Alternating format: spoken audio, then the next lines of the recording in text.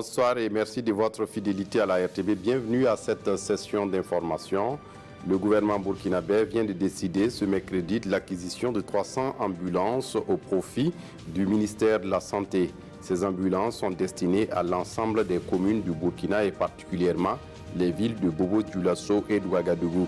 Et dans le domaine de l'énergie, l'exécutif burkinabé va bientôt ratifier une convention de l'AFD, l'Agence française de développement, une convention qui va permettre la mise en œuvre d'un projet régional d'interconnexion électrique. Et ce matin, à l'occasion du traditionnel Conseil des ministres, on a appris que pour le baccalauréat session 2019, plus de 110 000 candidats seront à l'assaut de ce premier diplôme universitaire. Le plus jeune candidat a 14 ans. C'est parti à Abidjan depuis ce 12 juin pour l'édition 2019 de Africalia, le forum des affaires des entreprises de l'espace UEMOA. C'est la 6e édition et le Burkina Faso y est représenté avec une forte délégation de la Chambre de commerce et d'industrie du Burkina. Ce rendez-vous regroupe environ 500 entreprises de 19 pays de l'espace UEMOA notamment.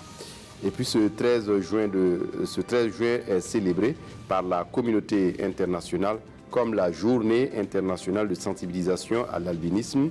C'est une journée qui n'est pas très bien connue, tout comme la perception qu'a le grand public des albinos. Et au Burkina Faso, des associations œuvrent pour que l'albinisme soit pris comme un problème de santé publique. En outre, l'objectif de la célébration est d'attirer l'attention sur cette particularité génétique héréditaire qui vaut aux personnes et qui en sont atteintes d'être victimes de discrimination dans certains pays. Et puis, pour le second jour de son sitting, les travailleurs des médias publics regroupés au sein du SYNATIC, le syndicat autonome des travailleurs de l'information et de la culture, ont marché ce jeudi 13 juin pour délivrer un message à l'endroit du Premier ministre. Regroupés au sein du SYNATIC, donc, les travailleurs des médias publics sont vent debout contre le gouvernement qu'ils accusent de ne pas tenir ses promesses en ce qui concerne le passage des médias publics au statut de société d'État.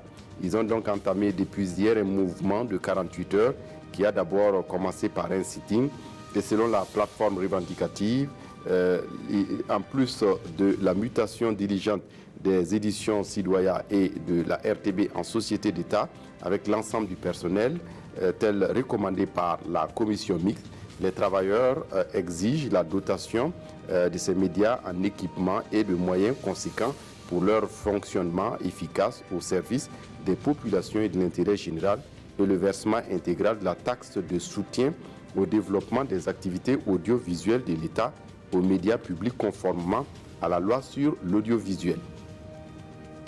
Pour terminer, la Côte d'Ivoire et le Ghana suspendent leur vente de cacao jusqu'à nouvel ordre pour ce qui concerne l'année 2020.